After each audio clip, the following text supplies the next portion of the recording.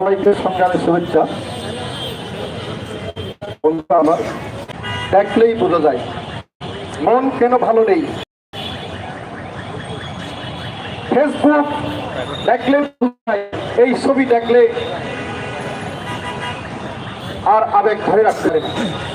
উমেলা মারমা তার বাবার কাছে, বাবার কোলের কাছে গিয়ে গুলিবিদ্ধ হয়ে বাবা বাবা করে মৃত্যুবরণ করলো।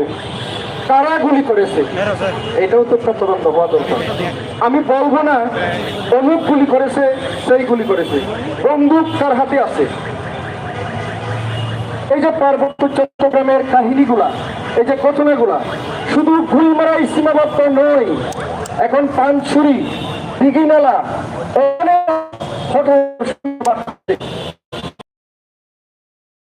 বেড়েই যাচ্ছে।